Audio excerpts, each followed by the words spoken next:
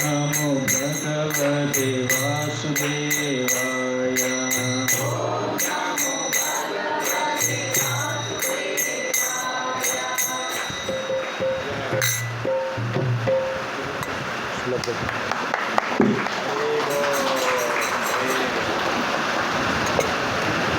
ज्ञानतिमिरान्धस्य ज्ञानाञ्जनशलाकया चक्षुरुन्मीलितं येन तस्मै श्रीगुरवे नमः।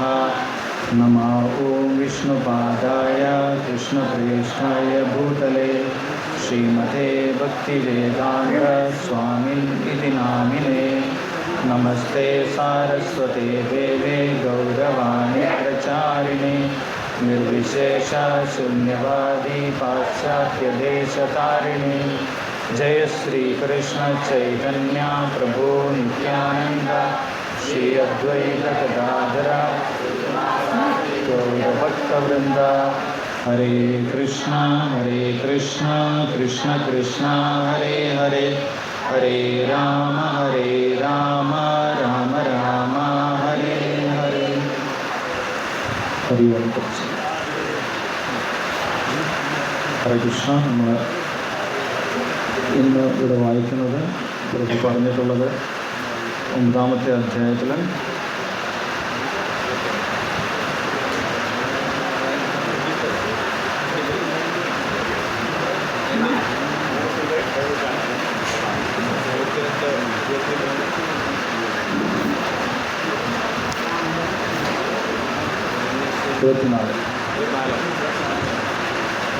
ഒമ്പതാമത്തെ അധ്യായത്തിലെ 24-ാമത്തെ ശ്ലോകമാണ് നമ്മളിന്ന് വായിക്കുന്നത്. 24-ാമത്തെ ശ്ലോകം കേൾക്കുന്നുണ്ടോ? ക്ലിയർ ആണോ? യെസ്. ശ്ലോകം വായിക്കാം. അഹം ഹി സർവയജ്ഞാനാം ഭോക്താ ച പ്രഭുരേവ ച न तु माम् अभिजानन्ति तत्तेन तस्यवन्ति ते। अहं हि सर्वयज्ञानां भोक्ता च प्रभुरेव च न तु माम् अभिजानन्ति तत्तेन तस्यवन्ति ते।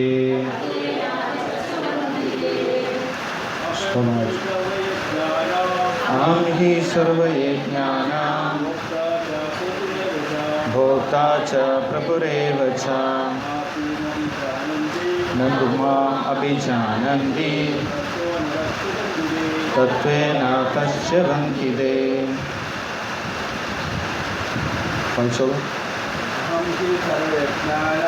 अहं हि सर्वयज्ञानां भोक्ता च प्रभुरेव च न तु माम् अभिजानन्ति तत्तेन तस्यवन्ति ते। अहं हि सर्वयज्ञानां भोक्ता च प्रभुरेव च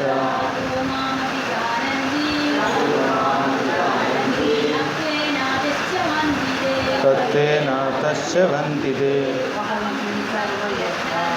अहं हि सर्वयज्ञानां भोक्ता च प्रभुरेव च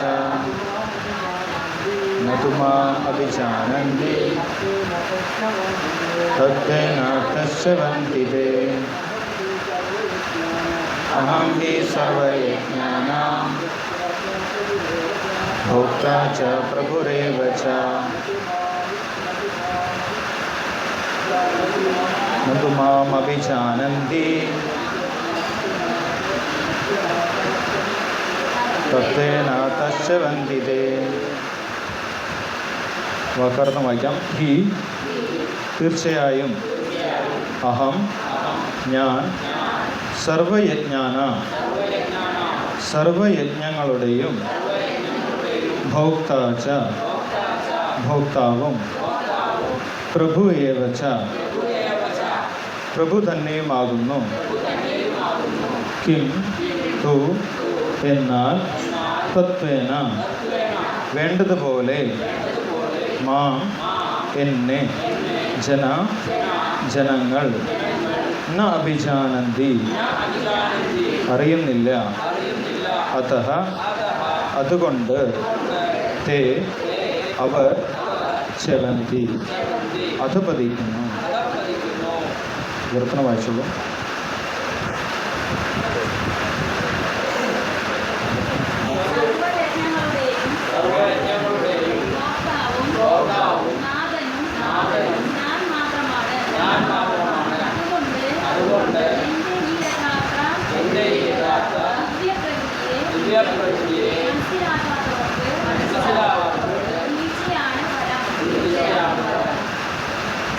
ഭാവാർത്ഥം വായിച്ചോളൂ.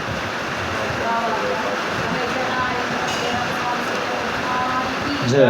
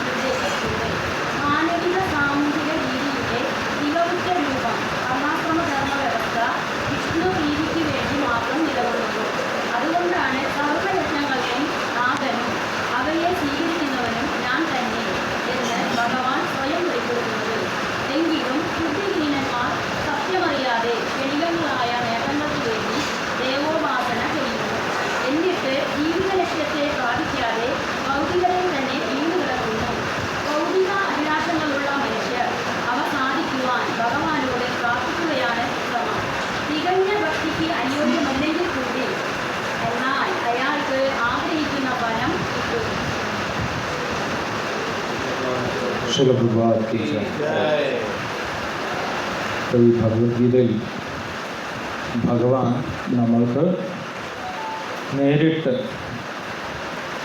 എല്ലാ വേദങ്ങളിലൂടെയും മനസ്സിലാക്കേണ്ട ജ്ഞാനം ഭഗവാൻ തന്നെ നേരിട്ട് നമ്മൾക്ക് പറഞ്ഞു തരികയാണ്. ഭഗവത്ഗീതയിലൂടെ നമുക്ക് കിട്ടുന്ന ജ്ഞാനം ഏറ്റവും ഉന്നതമായിട്ടുള്ള ജ്ഞാനം അല്ലേ.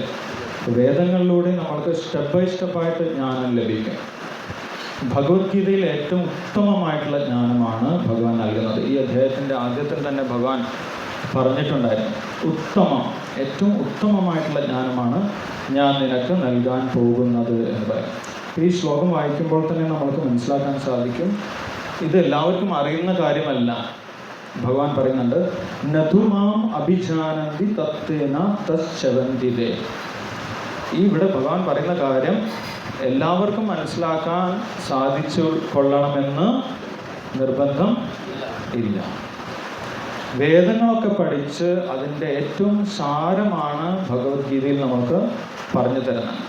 സർവോപനിഷദോ ഗാവോ ദോക്ത ഗോപാലനന്ദനം. എല്ലാ ഉപനിഷത്തിൻ്റെയും സാരമാണ് ഭഗവത്ഗീത. അപ്പം അത്രയ്ക്കും ഒരു പുണ്യമുണ്ടെങ്കിൽ മാത്രമേ, അത്രയ്ക്കും ഒരു പൂർവജന്മ സുഹൃതമുണ്ടെങ്കിൽ മാത്രമേ, അതുമല്ലെങ്കിൽ ഒരു ശരിയായിട്ടുള്ള ആധ്യാത്മിക ഗുരുവിൻ്റെ, കൃഷ്ണഭക്തൻ്റെ കാരുണ്യമുണ്ടെങ്കിൽ മാത്രമേ നമുക്ക് ഈ ജ്ഞാനം അതേപടി സ്വീകരിക്കാൻ സാധിക്കും.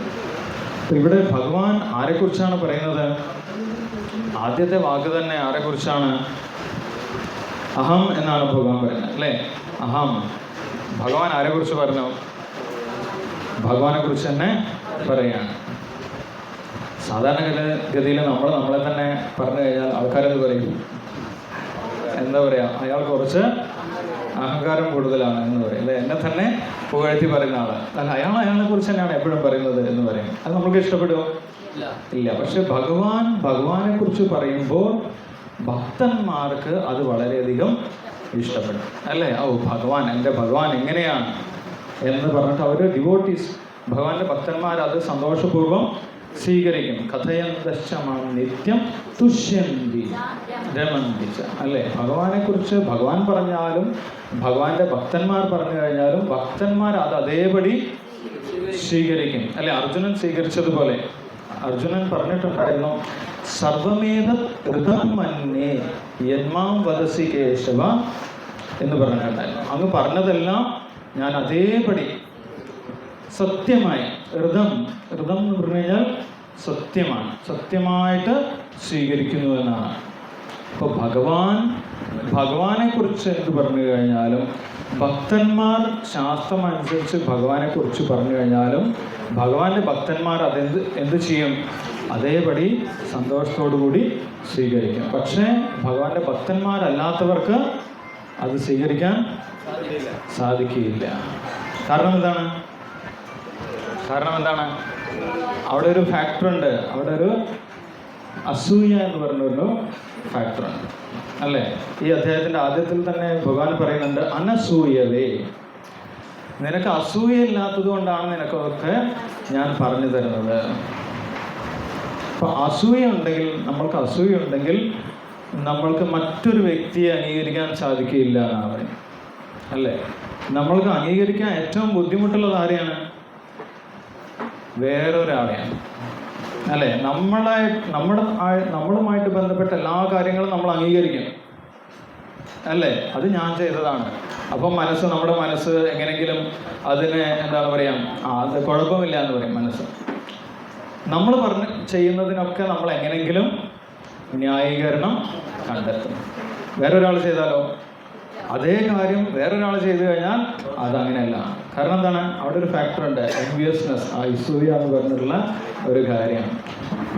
അപ്പോൾ ആ അസൂയയെ അതിക്രമിച്ചവർക്ക് മാത്രമേ ഭഗവാനെ അംഗീകരിക്കാൻ സാധിക്കുള്ളൂ. ഭഗവാന്റെ മറ്റുള്ള തത്വങ്ങളൊക്കെ അംഗീകരിക്കാൻ പറ്റും, ബ്രഹ്മമാണ് എന്നൊക്കെ ഈസി ആയിട്ട് പറയാം. കാരണം എന്താണ്?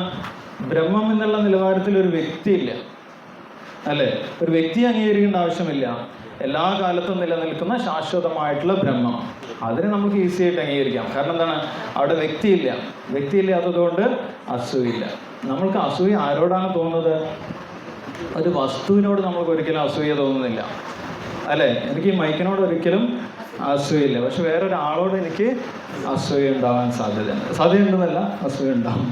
ഈ ഭൗതിക ലോകത്തിൽ എല്ലാവർക്കും സ്വാഭാവികമായിട്ടും അസൂയ ഉണ്ടാവും. പക്ഷേ ഭഗവാനെ അംഗീകരിക്കണമെങ്കിൽ ആ അസൂയ കുറയണം എന്നാണ് പറയുന്നത്. അവർക്ക് മാത്രമേ അത് മനസ്സിലാക്കാൻ സാധിക്കുകയുള്ളൂ എന്ന് ഭാഗവതത്തിൽ വളരെ വ്യക്തമായിട്ട് പറയുന്നുണ്ട്.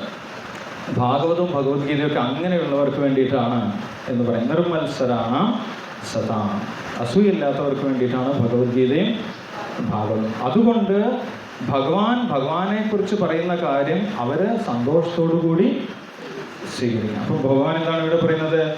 അഹം ഹി എന്ന് പറഞ്ഞു ഭഗവാൻ ഉറപ്പിച്ച് പറയാണ്, അല്ലേ? വേറെ ആരും നോക്കേണ്ട ആവശ്യമില്ല, ഞാൻ തന്നെയാണ്.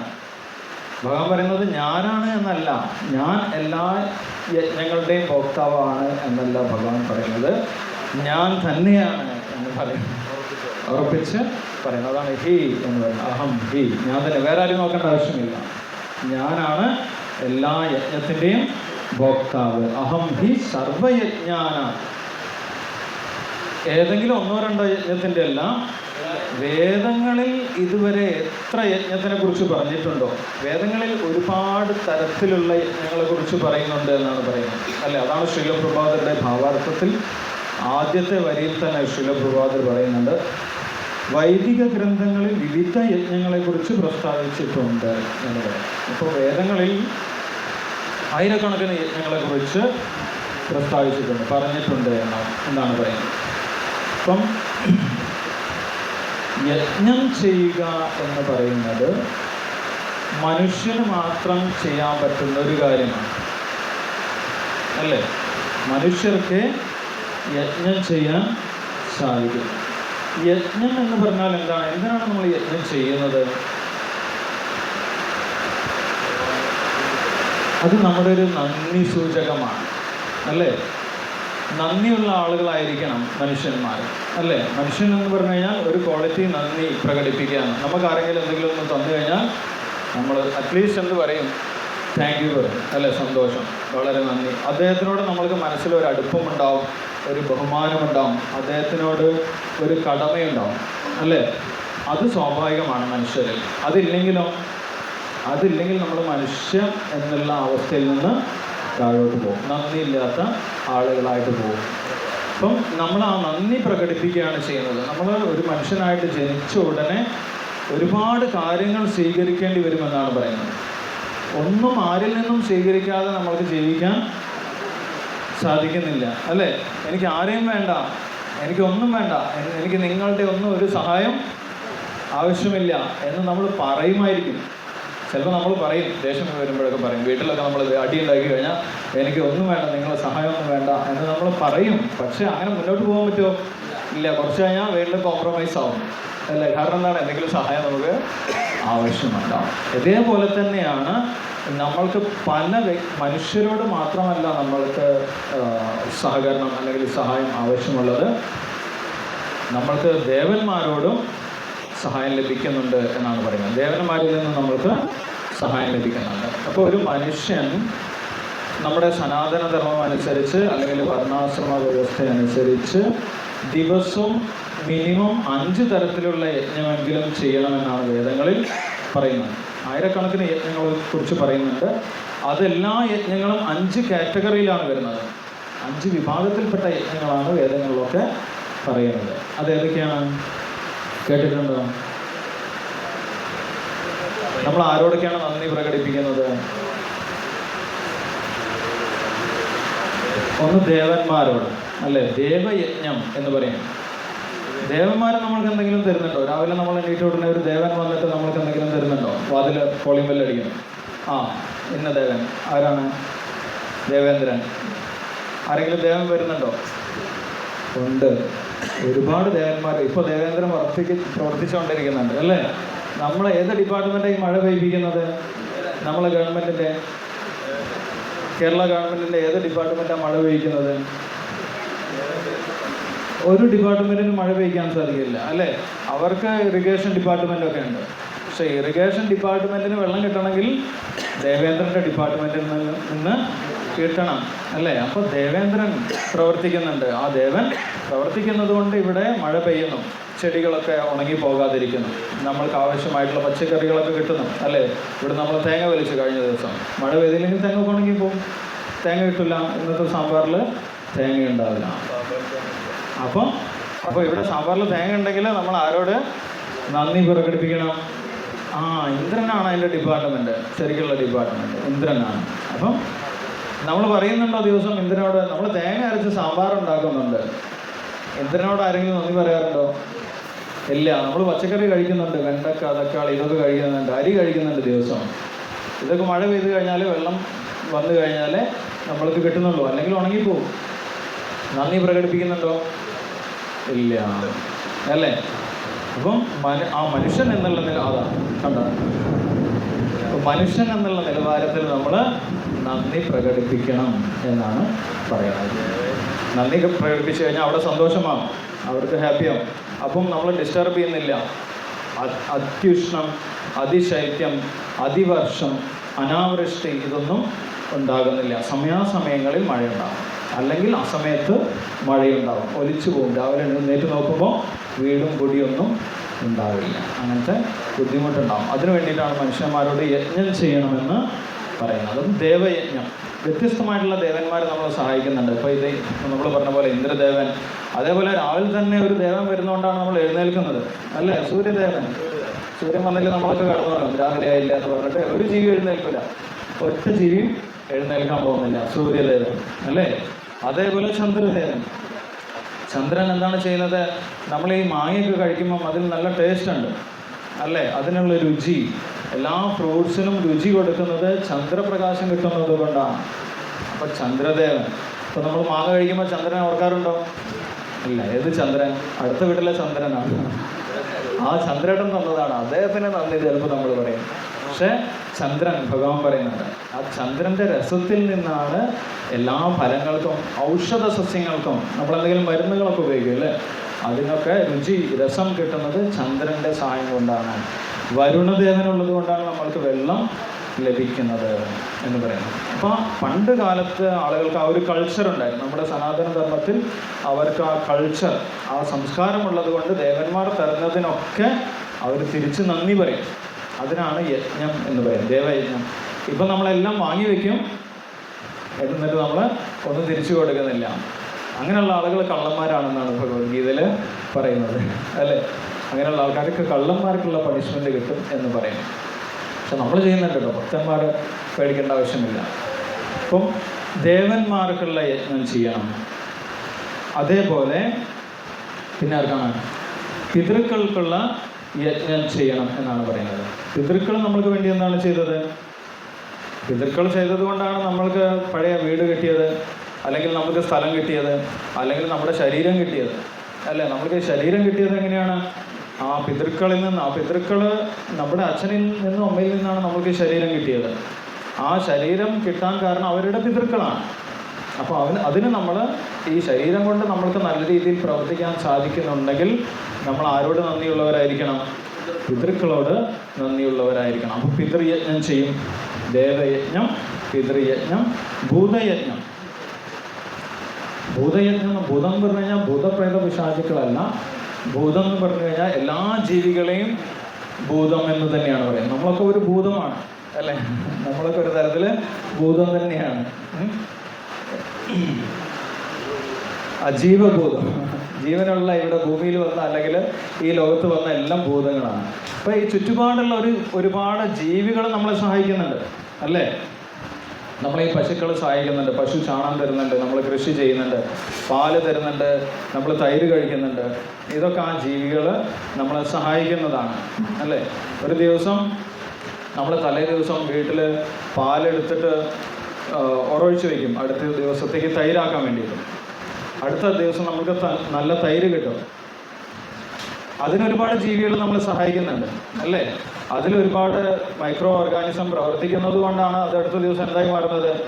പാല് കേടുവന്നു പോവാതെ തൈരായിട്ട് മാറുന്നത്. അപ്പം ഒരുപാട് ജീവികൾ നമ്മളെ സഹായിക്കുന്നുണ്ട്. ആ ജീവികൾക്കുള്ള നന്ദി സൂചകമാണ് യജ്ഞം, ഭൂതയജ്ഞം എന്ന് പറയുന്നത്. ശരിക്കും പറയുകയാണെങ്കിൽ നമ്മൾ കഴിക്കുന്ന ഓരോ അരിമണി, ആ അരിമണി ഓരോ ജീവികൾ നമ്മളെ സഹായിച്ചിട്ടാണ് ഉണ്ടാക്കുന്നത്, അല്ലേ? പൂക്കളിൽ പരാഗണം നടത്തും തേനീച്ചയൊക്കെ, അങ്ങനെയാണ് അരി ഉണ്ടാവുന്നത്, അല്ലേ? അല്ലെങ്കിൽ ഉണ്ടാവുന്നില്ല. അപ്പം അതിനൊക്കെ ജീവജാലങ്ങൾ നമ്മളെ സഹായിക്കുന്നുണ്ട്. ഇതൊക്കെ പണ്ടുള്ള ആളുകൾക്ക് അറിയുമായിരുന്നു. നമ്മളെ പണ്ടുള്ള ആളുകളെ കുറിച്ച് എന്താ പഠിക്കുന്നത്? അവർ കാട്ടിൽ ജീവിച്ചു, അല്ലേ? ഏതൊക്കെയോ സൂര്യനെ കണ്ടപ്പോൾ പേടിച്ചു, അഗ്നി കണ്ടപ്പോൾ പേടിച്ചു. അപ്പോൾ അവരെ ആരാധിക്കാൻ തുടങ്ങി. അങ്ങനെയല്ല, അവർ ആ നന്ദിയുള്ള കൾച്ചറുള്ള ആളുകളായിരുന്നു. സംസ്കാരമുള്ളത് കൊണ്ടാണ് അവർ ആ യജ്ഞങ്ങളൊക്കെ ചെയ്തത്. പിതൃയജ്ഞം, ഭൂതയജ്ഞം, അതേപോലെ പിന്നെ ഋഷിയജ്ഞം. ഋഷിയജ്ഞം എന്ന് പറഞ്ഞു കഴിഞ്ഞാൽ നമ്മളിപ്പോൾ പഠിക്കുന്നുണ്ട്, അല്ലേ? നമ്മൾ ഭഗവത്ഗീത പഠിക്കുന്നുണ്ട്. ഇത് നമ്മൾ തന്നെ പഠിക്കുന്നതാണോ? അല്ല, നമ്മൾക്ക് ഋഷീശ്വരന്മാർ, വ്യാസദേവൻ എഴുതി വെച്ചതാണ്. അതേപോലെ നമ്മുടെ ഗുരുക്കന്മാർ ഇത് നമ്മൾക്ക് നൽകിയിട്ടുള്ളതാണ്, അല്ലേ? ശീലപ്രഭുപാദര് അദ്ദേഹം ഉറക്കമൊഴിഞ്ഞ് ഇതൊക്കെ എഴുതി വെച്ചു. അപ്പോൾ നമ്മൾ നന്ദി പ്രകടിപ്പിക്കണ്ടേ? നമ്മൾ ഗുരുപൂജ ചെയ്യും, അല്ലേ? ഗുരുപൂജ ദിവസവും നമ്മൾ രാവിലെ വീടുകളിലും ക്ഷേത്രത്തിലും ഗുരുപൂജ ചെയ്യും. അത് ആ ആചാര്യന്മാരോടുള്ള നന്ദിയാണ്. അപ്പോൾ ഋഷിയജ്ഞം, പിന്നെ മനുഷ്യയജ്ഞം. നമ്മൾ ഓരോ ദിവസം കടന്നു പോകുമ്പോഴും നമ്മൾ മറ്റുള്ളവരോട് പല സഹായവും സ്വീകരിക്കുന്നുണ്ട്, അല്ല? അതൊന്ന് ചെയ്തരോ, ഇതൊന്ന് ചെയ്തരോ, അത് തരോ, ഇത് തരോ എന്ന് പറഞ്ഞിട്ട് നമ്മൾ പലതും ചോദിക്കുന്നുണ്ട്. അപ്പോൾ എല്ലാ മനുഷ്യരുടെയും സഹായം ഉണ്ടെങ്കിൽ നമ്മൾക്ക് ഒരു ദിവസം തന്നെ മുന്നോട്ട് പോകാൻ സാധിക്കുന്നുണ്ട്. അപ്പം അതിനുവേണ്ടി മനുഷ്യരോടുള്ള നന്ദി പ്രകടിപ്പിക്കുന്നതിന് വേണ്ടി ചെയ്യുന്ന യജ്ഞമാണ് മനുഷ്യയജ്ഞം എന്ന് പറഞ്ഞിട്ടുള്ള യജ്ഞം. അപ്പം ഈ 5 തരത്തിലുള്ള യജ്ഞങ്ങൾ എല്ലാ മനുഷ്യരും ചെയ്യണം എന്നുള്ളതാണ്. ആ യജ്ഞം ദിവസവും ചെയ്തു കഴിഞ്ഞാൽ എന്താണ് അതിൻ്റെ ഗുണം? യജ്ഞം ചെയ്തു കഴിഞ്ഞാൽ നമ്മുടെ പൂർവജന്മ പാപങ്ങളൊക്കെ ഇല്ലാതാവുന്നതാണ്. യജ്ഞം ക്ഷപിത കൽമഷാനുണ്ട്.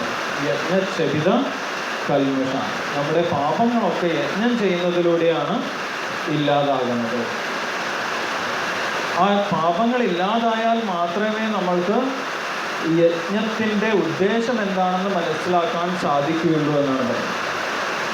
അപ്പോൾ ഇവിടെ ഭഗവാനും പറയുന്നത് അതാണ്. എല്ലാവർക്കും ആർക്ക് വേണ്ടിയിട്ടാണ് യജ്ഞം ചെയ്യുന്നതെന്ന് അറിയാൻ സാധിക്കുന്നില്ല. എല്ലാവരും അമ്പലത്തിലും പല സ്ഥലത്തും ഒക്കെ പോയിട്ട് പല വഴിപാടുകളൊക്കെ ചെയ്യുന്നുണ്ട്, അല്ലേ? പക്ഷെ ആരെയാണ് യഥാർത്ഥത്തിൽ നമ്മൾ പൂജിക്കുന്നത് എന്ന് അറിയാതെയാണ് പലരും ഇതൊക്കെ ചെയ്യുന്നത്, അല്ലേ? അവിടെ പോയി ചെയ്താൽ നല്ലതാണ് എന്നൊരാൾ, അടുത്തുള്ള ആൾ പറയും, അല്ലെങ്കിൽ ഏതെങ്കിലും ഒരു ജ്യോത്സ്യം പറയും. അപ്പോൾ നമ്മൾ അവിടെ പോയിട്ട് എന്തെങ്കിലും ചെയ്യും. ആർക്ക് വേണ്ടിയാണ് നമ്മൾ പൂജ ചെയ്യേണ്ടത്? ആർക്ക് വേണ്ടിയാണ് നമ്മൾ അർച്ചന ചെയ്യേണ്ടത് എന്ന് അറിയുന്ന ആളുകൾ വളരെ കുറവാണ്. കാരണം എന്താണ്?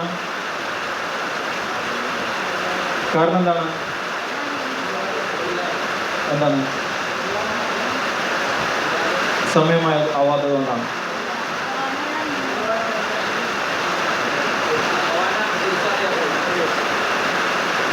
എഡ്യൂക്കേഷൻ, യെസ്, പ്രഭു പറയുന്നു അതിൻ്റെ ആ ഒരു ഇൻഫർമേഷൻ കിട്ടാത്തത് കൊണ്ടാണ്, എഡ്യൂക്കേഷൻ ഇല്ലാത്തത് കൊണ്ടാണ്. യെസ്, അപ്പം ആ എഡ്യൂക്കേഷൻ കിട്ടണമെങ്കിലും നമ്മൾക്ക് ആ മനസ്സിൻ്റെ ഒരു ശുദ്ധി ഉണ്ടായിരിക്കണം. ഭഗവാൻ പറയുന്നു നമ്മുടെ പാപങ്ങൾ തീരുന്ന സമയത്ത് മാത്രമേ നമ്മൾക്ക് ഭഗവാനെക്കുറിച്ചുള്ള ഇൻഫർമേഷൻ പോലും കിട്ടുകയുള്ളൂ.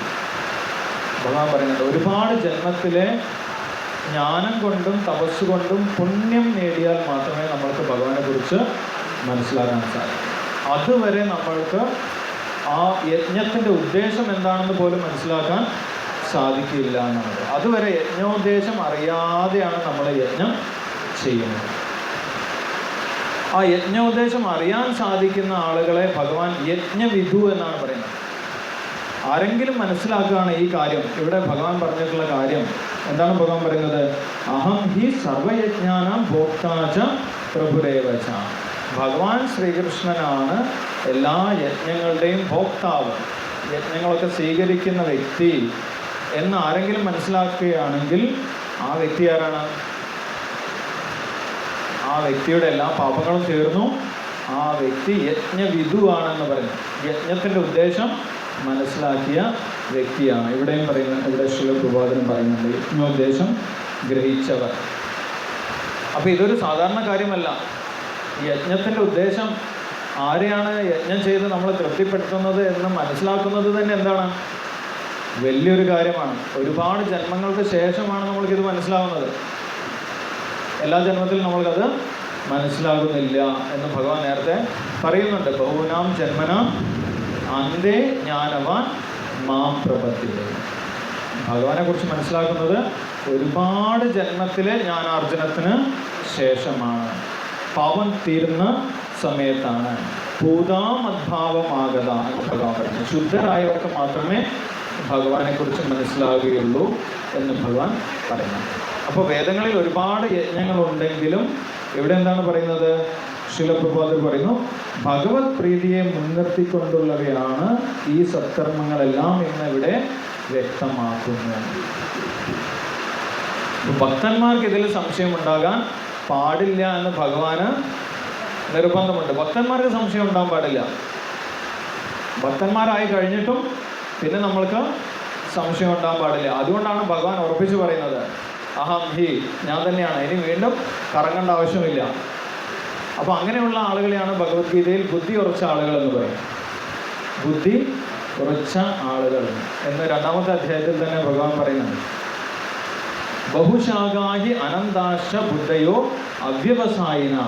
ബുദ്ധി ഉറയ്ക്കാത്ത ആളുകൾ ഒന്നിലും ഉറച്ചു നിൽക്കുന്നില്ല. അവർ പല ആരാധനയും പല ക്രമങ്ങളും അങ്ങനെ ചെയ്തുകൊണ്ടിരിക്കും. വ്യവസായാത്മിക ബുദ്ധി ഏകേഹ കുരുനന്ദന. ബുദ്ധി ഉറച്ച ആളുകളോ അവർക്ക് ഒരൊറ്റ ലക്ഷ്യം മാത്രമേ ഉള്ളൂ. അതാരാണ്? അത് ഭഗവാൻ ശ്രീകൃഷ്ണനാണെന്ന് അവർക്ക് ബുദ്ധി ഉറച്ച് കഴിഞ്ഞു എന്ന് പറയുന്നു. ഇവിടെ ശിലപ്രഭാകർ പറയുന്നു യജ്ഞം എന്നാൽ വിഷ്ണു എന്ന് അർത്ഥം. യജ്ഞം എന്ന് പറഞ്ഞു കഴിഞ്ഞാൽ എന്താണ്? വിഷ്ണുവിൻ്റെ തന്നെ പേരാണ് യജ്ഞം. യജ്ഞോവൈ വിഷ്ണു അല്ലേ? ഇവിടെ ശിലപ്രഭാകർ പറയുന്ന എല്ലാ സെൻറ്റൻസും എല്ലാ വാക്കുകളും ശാസ്ത്രത്തിലുള്ളതാണ്. അല്ലാതെ ശിലപ്രഭാകർ എവിടെ നിന്നും ഒന്നും പറയുന്നില്ല. നമ്മൾ ഭഗവത്ഗീത എല്ലാ സെൻറ്റൻസിനും കോട്ടിങ് ഉണ്ടാവും നമ്മൾ നോക്കിക്കഴിഞ്ഞാൽ. അപ്പം ഇവിടെ ശിലപ്രഭാകർ എന്തൊക്കെ എഴുതിയിട്ടുണ്ടോ അതൊക്കെ നമ്മൾക്ക് അതേപടി സ്വീകരിക്കാം. അപ്പോൾ ഇവിടെ ശിലപ്രഭാകർ പറഞ്ഞു യജ്ഞം എന്ന് പറഞ്ഞു കഴിഞ്ഞാൽ വിഷ്ണു. കാരണം വേദത്തിൽ പറയുന്നുണ്ട് യജ്ഞോ വൈ വിഷ്ണു. യജ്ഞം എന്ന് പറഞ്ഞു കഴിഞ്ഞാൽ ഭഗവാൻ വിഷ്ണു തന്നെയാണ്. നമ്മൾ വിഷ്ണു സഹസ്രനാമം ചെല്ലാറുണ്ട് അല്ലേ? ഇപ്പം ചിലപ്പോൾ ഹരേ കൃഷ്ണയിലേക്ക് വരുന്നതിന് മുന്നേ എല്ലാവരും വിഷ്ണു സഹസ്രനാമമൊക്കെ ചൊല്ലിയിട്ടുണ്ടാകും. അപ്പോൾ അതിലും ഭഗവാന്റെ പേരെന്തെന്ന് പറയുന്നുണ്ട്? യജ്ഞം എന്ന് പറയുന്നുണ്ട്. യജ്ഞം 46-ാമത്തെ പേരാണ് യജ്ഞം. വിഷ്ണു സഹസ്രനാമത്തിൽ 46-ാമത്തെ പേര് യജ്ഞം എന്ന് പറയുന്നു. യജ്ഞോ വൈ വിഷ്ണു. അഥവാ വിഷ്ണുവിൻ്റെ തൃപ്തിക്കായി കൊണ്ട് മാത്രം കർമ്മം ചെയ്യുക എന്ന് ഭഗവത്ഗീത 3-ാം അധ്യായത്തിൽ നിർദ്ദേശിച്ചിട്ടുണ്ട് എന്നാണ് പറയുന്നത്. 3-ാം അധ്യായത്തിൽ ഭഗവാൻ നേരത്തെ പറഞ്ഞിട്ടുണ്ട് എന്ത്? ഭഗവാന്റെ തൃപ്തിക്കായി വേണ്ടി മാത്രം ആയിരിക്കണം നമ്മുടെ കർമ്മങ്ങൾ. നമ്മുടെ കർമ്മത്തിൻ്റെ ഉദ്ദേശം ഭഗവാന്റെ തൃപ്തിക്ക് വേണ്ടി ആയിരിക്കണം. അതെവിടെയാണ് പറയുന്നത്?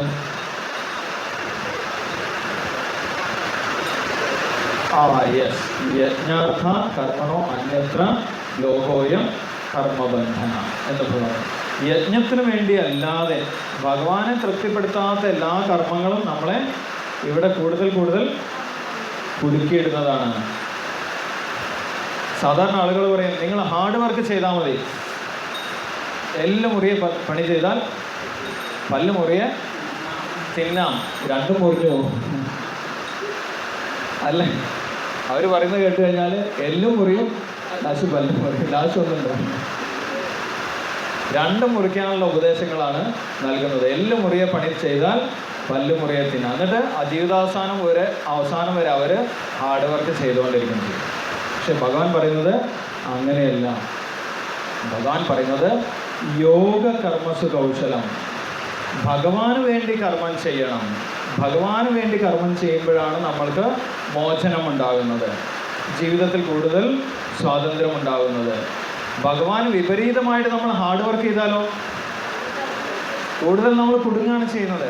അവിടെ ഹാർഡ് വർക്ക് മാത്രമല്ല, നമ്മൾ ഭഗവാനെ എതിർത്തുകൊണ്ട് ഹാർഡ് വർക്ക് ചെയ്യാണ്, കൂടുതൽ കുടുങ്ങി പോവുകയാണ് ചെയ്യുന്നത്. ഹാർഡ് വർക്ക് മാത്രം ചെയ്തത് കൊണ്ട് കാര്യമില്ല.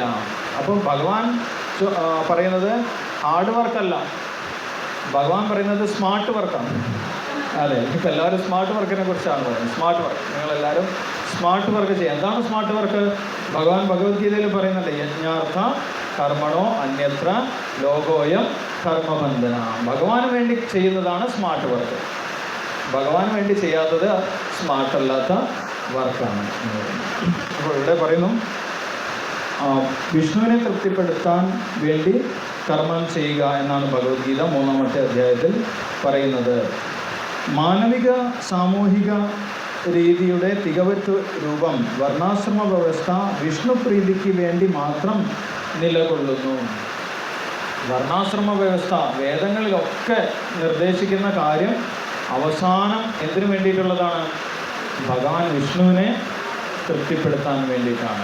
ഭാഗവതത്തിൽ പറയുന്നുണ്ട് അല്ലേ, അഥ പുണ്യ ദ്വിജശ്രേഷ്ഠ വർണ്ണാശ്രമ വിഭാഗശ സ്വാനുഷ്ഠിതസ്യ ധർമ്മസ്യ സംസിദ്ധിർ ഹരിതോഷണം.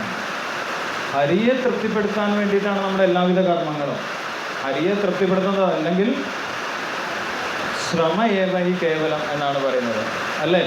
ശ്രമ ഏവഹി ഹാർഡ് വർക്ക്, വെറുതെ ഹാർഡ് വർക്കാണ്. അതിനൊരു ഉദാഹരണം ആചാര്യന്മാർ പറയുന്നത് നമ്മൾ ഈ ഉമി ഇടിക്കുന്നത് പോലെയാണ്. പണ്ടൊക്കെ നെല്ല് ഇടിക്കുമായിരുന്നു അല്ലേ. നെല്ല് കൊയ്ത് കൊണ്ടുവന്നിട്ട് വീട്ടിൽ കൊണ്ടുവന്നിട്ട് നെല്ല് ഇടിക്കും. അരിയാക്കാനോ അല്ലെങ്കിൽ അവിലാക്കാനോ ഒക്കെ ഇടിക്കും. അതിൽ ഉമി കിട്ടും അല്ലേ. ഉമി അറിയില്ല, എല്ലാവർക്കും അറിയാം. അരി സെപ്പറേറ്റ് ചെയ്ത് കഴിഞ്ഞാൽ ഉമി കിട്ടും. ആ ഉമി ഇടിച്ചാൽ എന്ത് കിട്ടും? ഉമി ഇടിച്ചാൽ എന്ത് കിട്ടും? വീണ്ടും ഉമി തന്നെ കിട്ടും അല്ലേ. അല്ലെങ്കിൽ പൊടിഞ്ഞ ഉമി കിട്ടും. അപ്പോൾ ഉമി ഇടിച്ചു കഴിഞ്ഞാൽ നമ്മുടെ എനർജി വേസ്റ്റ് ആവുകയുള്ളൂ. വെറുതെ നമ്മൾ രാവിലെ തൊട്ട് വൈകുന്നേരം വരെ ഇടിച്ചു, ഞാൻ ഇത്രയും കഷ്ടപ്പെട്ടു എന്നൊക്കെ ആൾക്കാർ പറയും അല്ലേ. എന്താണ് ചെയ്യുന്നത്? ഉമി ഇടിക്കുക, വെറുതെ ഹാർഡ് വർക്ക് ചെയ്യുക മാത്രമാണ് ചെയ്യുന്നത്. അപ്പം അങ്ങനെ ഉമി ഇടിക്കുന്നത് പോലെയാണ് ഭഗവാനെ തൃപ്തിപ്പെടുത്താത്ത കർമ്മങ്ങൾ. ശ്രമ ഏവഹി കേവലം എന്നാണ് ഭാഗവതത്തിൽ പറയുന്നത്. ഇപ്പോൾ നമ്മൾ ഭഗവത്ഗീത എടുത്ത് നോക്കിക്കഴിഞ്ഞാലും ഭാഗവതം എടുത്ത് നോക്കിക്കഴിഞ്ഞാലും എല്ലാ ശാസ്ത്രങ്ങളിലും പറയുന്നത് ഭഗവാൻ ഹരിയെ തൃപ്തിപ്പെടുത്തണമെന്നാണ്. അതാണ് എല്ലാ വേദങ്ങളിലും നിർദ്ദേശിക്കുന്നത് എന്ന് ശിലപ്രഭാതരുടെ വിശദീകരിക്കുന്നുണ്ട്. അതുകൊണ്ടാണ് സർവയജ്ഞങ്ങൾക്കും നാഥനും അവയെ സ്വീകരിക്കുന്നവനും ഞാൻ തന്നെ എന്ന് ഭഗവാൻ സ്വയം വെളിപ്പെടുത്തുന്നത്. അപ്പം എന്തിനാണ് ഇവിടെ ഭഗവാൻ ഈ കാര്യം പറഞ്ഞു തരുന്നത് എന്നാണ് ശിലപ്രഭാതർ പറയുന്നത്. ഭഗവാന് എന്തെങ്കിലും കിട്ടാൻ വേണ്ടിയിട്ടല്ല ഭഗവാൻ ഈ കാര്യം പറഞ്ഞു തരുന്നത് എന്നാണ് പറയുന്നത് അല്ലേ. ഭഗവാന് നമ്മൾ യജ്ഞങ്ങൾ ചെയ്തത് കൊണ്ടൊന്നും കിട്ടാനില്ല. ഭഗവാൻ പറയുന്നുണ്ട് ഈ 3 ലോകത്തിൽ എനിക്ക് കിട്ടാനായിട്ട് ഒന്നുമില്ല എന്ന് പറയുന്നു. നമ്മൾ ഭക്ഷണം കൊടുത്തിട്ടല്ല ഭഗവാന്റെ വിശപ്പ് മാറുന്നത്. പക്ഷേ നമ്മൾ കൊടുത്തു കഴിഞ്ഞാൽ ആർക്കാണ് നേട്ടം? നമ്മൾക്ക് നേട്ടം അല്ലേ? നമ്മൾക്ക് ലാഭമുണ്ടാകും. നമ്മൾക്ക് ഭഗവാനെ കുറിച്ച് അറിയാൻ സാധിക്കും. ഭഗവാനെ കുറിച്ച് അറിഞ്ഞാലേ നമ്മൾക്ക് ഈ ലോകത്തിൽ നിന്ന് തിരിച്ചു പോകാൻ സാധിക്കുള്ളൂ. അത് നേരത്തെ തന്നെ ഭഗവാൻ പറയുന്നുണ്ട് 4-ാമത്തെ അധ്യായത്തിൽ 9-ാമത്തെ ശ്ലോകം. എന്താണ്? ജന്മകർമ്മച മേ ദിവ്യം ഏവം യോ വേത്തി തത്വതഃ ത്യക്ത്വാ ദേഹം പുനർജന്മനേതി മാമേതി സോർജുന. ഭഗവാനെ കുറിച്ച് അറിഞ്ഞവർക്ക് പുനർജന്മം ഇല്ലാത്തതായിട്ടുള്ളൂ. അപ്പൊ അറിയുക എന്ന് പറയുന്നത് എന്താണ്? അറിയുക എന്ന് പറയുന്നത് വളരെ ഇമ്പോർട്ടൻ്റ് ആണ്. മനുഷ്യന്മാർക്ക് അറിയാൻ സാധിക്കുള്ളൂ. ഭഗവാനെ കുറിച്ച് അറിയാൻ മനുഷ്യന്മാർക്ക് മാത്രമേ സാധിക്കുകയുള്ളൂ. അപ്പോൾ ചില ആളുകൾ പറയാറുണ്ട്, എനിക്കിതൊന്നും അറിയില്ല,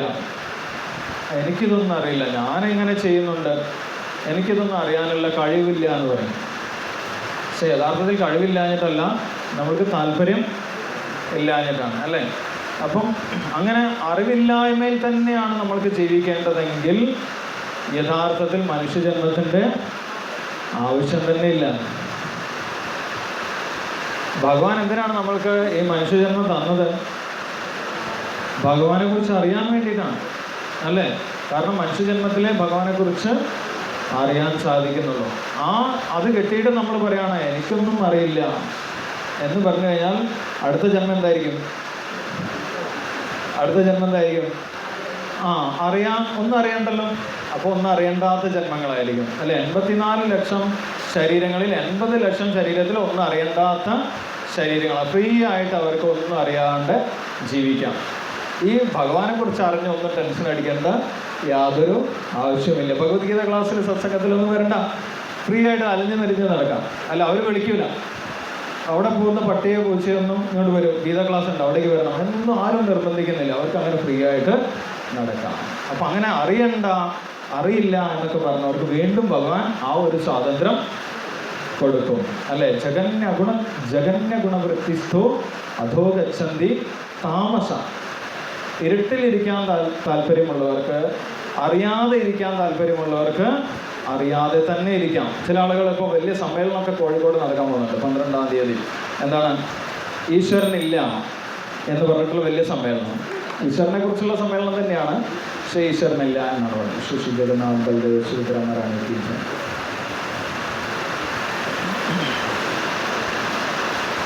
അപ്പൊ അവർ പറയുന്നത് എന്താണ്? ഈശ്വരനില്ല. അപ്പൊ അവരുടെ ആഗ്രഹമാണ് അവർ പറയുന്നത് അല്ല, അവരുടെ ഒരു ആഗ്രഹമാണ്. ഈശ്വരനില്ലായിരുന്നെങ്കിൽ ഒരു നിയമം അനുസരിക്കാണ്ട് സുഖമായിട്ട് അങ്ങനെ തോന്നിയതുപോലെ ജീവിക്കാമായിരുന്നു. അത് അവരുടെ ആഗ്രഹമാണ്. തീർച്ചയായിട്ടും ഭഗവാൻ അവരോട് കരുണ കാണിക്കും അല്ല? ഈശ്വരൻ അറിയാണ്ട് ജീവിക്കാനുള്ള ഒരുപാട് ജന്മങ്ങൾ അവർക്ക് അങ്ങനെ കിട്ടും. പക്ഷെ ഭക്തന്മാർക്ക് അതിൽ തീരെ താല്പര്യമില്ല, ഭക്തന്മാർക്ക് സന്തോഷവുമില്ല. അതുകൊണ്ടാണ് ഭക്തന്മാർ ഭഗവാനെ കുറിച്ച് പ്രചരിപ്പിക്കാൻ ശ്രമിക്കുന്നത് എന്ന് പറയുന്നത്. അത് ഭക്തന്മാരുടെ ഒരു കാരുണ്യമാണ്. അപ്പോൾ ഇവിടെ ശിലപ്രഭാതർ പറയുന്നുണ്ട്, അതുകൊണ്ടാണ് സർവ്വയജ്ഞങ്ങൾക്കും നാഥനും അവയെ സ്വീകരിക്കുന്നവനും ഞാൻ തന്നെ എന്ന് ഭഗവാൻ സ്വയം വെളിപ്പെടുത്തുന്നത്. അത് ആളുകൾക്ക് അറിഞ്ഞു കഴിഞ്ഞാൽ നല്ലതാണ്, അതിനു വേണ്ടിയിട്ടാണ് ഭഗവാൻ വെളിപ്പെടുത്തുന്നത്. എന്താണ് ഭഗവാൻ വെളിപ്പെടുത്തുന്നത്? ഭോക്താരം യജ്ഞ തപസ സർവലോക മഹേശ്വരം സുഹൃതം സർവഭൂതാനം ജ്ഞാത്വാമ ശാന്തി പൃച്ഛതി. ഭഗവാനെ കുറിച്ച് ഈ കാര്യങ്ങൾ അറിഞ്ഞാലേ നമ്മൾക്ക് യഥാർത്ഥത്തിൽ സമാധാനം ഉണ്ടാവുള്ളൂ അല്ലേ? ആർക്ക് വേണ്ടിയാണ് നമ്മൾ പ്രവർത്തിക്കുന്നത് എന്ന് നമ്മൾ അറിഞ്ഞിരിക്കണം. അല്ലാതെ പ്രവർത്തിച്ചു കഴിഞ്ഞാൽ നമ്മൾക്ക് ടെൻഷൻ ഉണ്ടാവും, ഉത്കണ്ഠ ഉണ്ടാവും. കാരണം എന്താണ്? നമ്മൾ ഒരാൾക്ക് വേണ്ടി ഒരുപാട് കാര്യങ്ങൾ ചെയ്തു, അവസാനം അയാൾക്ക് ഒന്നും മനസ്സിലാവുന്നില്ല, അവസാനം അയാൾ നമ്മളെ തള്ളി പറഞ്ഞു. അപ്പോൾ നമ്മൾ വിചാരിക്കും ഞാൻ ആർക്ക് വേണ്ടിയിട്ടാണ് ഇത്രയൊക്കെ പ്രവർത്തിച്ചത് എന്ന് നമ്മൾ വിചാരിക്കും അല്ലേ? അപ്പം ചിലപ്പോൾ ഈ നമ്മുടെ സമൂഹത്തിൽ അല്ലെങ്കിൽ മനുഷ്യന്മാർക്ക് എല്ലാവർക്കും പരസ്പരം എല്ലാവർക്കും മനസ്സിലാക്കാൻ കഴിഞ്ഞുകൊള്ളണമെന്നില്ല. നമ്മുടെ സേവനത്തിൻ്റെ പ്രാധാന്യം എല്ലാവർക്കും മനസ്സിലാക്കാൻ സാധിക്കണമെന്നില്ല. അത് ആർക്ക് മാത്രമേ മനസ്സിലാവുള്ളൂ? ഭഗവാൻ മാത്രമേ മനസ്സിലാകുകയുള്ളൂ. അപ്പോൾ ഭഗവാനാണിത് സ്വീകരിക്കുന്നത് എന്ന് അറിഞ്ഞു കഴിഞ്ഞാൽ പിന്നെ എന്തില്ല, ടെൻഷനില്ല. കാരണം എന്താണ്, ഭഗവാൻ അറിയുന്നുണ്ട്, ഭഗവാൻ സേവനം സ്വീകരിക്കുന്നുണ്ട്. അപ്പം അത് ഭഗവാന് വേണ്ടിയിട്ടാണ്, ഭഗവാൻ സ്വീകരിച്ചോളും എന്ന് നമ്മൾക്ക് സമാധാനമുണ്ട്, അല്ലേ? ഭോക്താരം യജ്ഞതപസാം സർവലോക മഹേശ്വരൻ. സർവലോക മഹേശ്വരനാണ് ഭഗവാൻ എന്ന് പറഞ്ഞു കഴിഞ്ഞാൽ പിന്നെ യുദ്ധമില്ല, അല്ലേ? ഇവിടെ യുദ്ധമാണ്, എൻ്റെതാണ്, എൻ്റെ സ്ഥലമാണ്, ഈ ലോകം, ഈ രാജ്യം എൻ്റെതാണ്, അടുത്ത രാജ്യം എൻ്റെതാണ് പറഞ്ഞിട്ട് യുദ്ധമാണ്. അപ്പോൾ ഇത് ഭഗവാന്റേതാണ് എന്ന് മനസ്സിലാക്കി കഴിഞ്ഞാൽ പിന്നെ യുദ്ധമില്ല. ഭഗവാൻ എനിക്ക് ഈ സ്ഥലം തന്നിട്ടുണ്ട്, ഇത് ഞാൻ എടുത്തോളാം, ഭഗവാൻ നിനക്ക് ആ സ്ഥലം തന്നിട്ടുണ്ട്, നീ അത് എടുത്തോളൂ എന്ന് പറഞ്ഞിട്ട് സുഖമായിട്ട് ജീവിക്കാൻ സാധിക്കും. അപ്പോൾ ഭഗവാനെക്കുറിച്ച് അറിഞ്ഞു കഴിഞ്ഞാൽ യഥാർത്ഥ സമാധാനം ഉണ്ടാകും എന്ന് ശീലപ്രഭാതർ പറയുന്നു. ഇതാണ് ശാന്തി സൂക്തം. ഭഗവത്ഗീതയിലെ ശാന്തി സൂക്തം ഇതാണെന്ന് പറയുന്നുണ്ട്. ഭോക്താരം യജ്ഞതപസാം സർവലോക മഹേശ്വരം സുഹൃതം സർവഭൂതാനാം ജ്ഞാത്വാമാം ശാന്തി പൃച്ഛതി. 5.29 അല്ലെ, 5-ാമത്തെ അധ്യായത്തിൽ 29-ാമത്തെ ശ്ലോകത്തിൽ അത് ഇവിടെ ശീലപ്രഭാതർ എടുത്തു പറയുന്നുണ്ട്. ഇതൊന്നും അറിയാതെയാണ് ആളുകൾ പല പല ഉപാസനകളും ചെയ്യുന്നത് എന്നാണ് പറയുന്നത്. സമയം 1 മണി. ഇതൊന്നും അറിയാതെയാണ് ആളുകൾ ഈ യജ്ഞം, വ്യത്യസ്തമായിട്ടുള്ള യജ്ഞങ്ങൾ ചെയ്യുന്നത് എന്ന് പറയും. ദേവന്മാർക്കുള്ള യജ്ഞം ഒക്കെ ചെയ്യുന്നത് ഭഗവാനെക്കുറിച്ച് അറിയുന്നത് വരെയുള്ളൂ. ഭഗവാനെക്കുറിച്ച് ശരിയായ രീതിയിൽ മനസ്സിലാക്കി കഴിഞ്ഞാൽ ഭഗവാനെയാണ് പിന്നെ ആ ഭക്തന്മാർ തൃപ്തിപ്പെടുത്തുന്നത്. അതിലൂടെയാണ് എല്ലാ നേട്ടവും കിട്ടുന്നത് എന്ന് പറയും. അപ്പം നമ്മൾക്ക് ഭൗതിക ആഗ്രഹം ഉണ്ടെങ്കിൽ പോലും ഭഗവാനെ ആരാധിക്കാം എന്ന് പറയുന്നുണ്ട്. ഞാൻ ശുദ്ധഭക്തനൊന്നുമല്ല, എനിക്കും ഭൗതിക ആഗ്രഹങ്ങളൊക്കെ ഉണ്ട്, അങ്ങനെയാണെങ്കിൽ പോലും ഭഗവാനെ ആരാധിക്കാം എന്ന് ഭാഗവതത്തിൽ പറയുന്നു, അല്ലേ? അകാമ സർവകാമ മോക്ഷകാമ ഉദാരതി തീവ്രേണ ഭക്തിയോഗേന യചേത പുരുഷം പരം എന്ന് പറയും. അപ്പം എല്ലാവരും ഉദാരതി, ബുദ്ധിമാന്മാരായിട്ടുള്ള ആളുകൾ ആരാധിക്കുമെന്നാണ് പറയുന്നത്? പരമപുരുഷനായിട്ടുള്ള ഭഗവാനെ ആരാധിക്കും എന്ന് പറയും.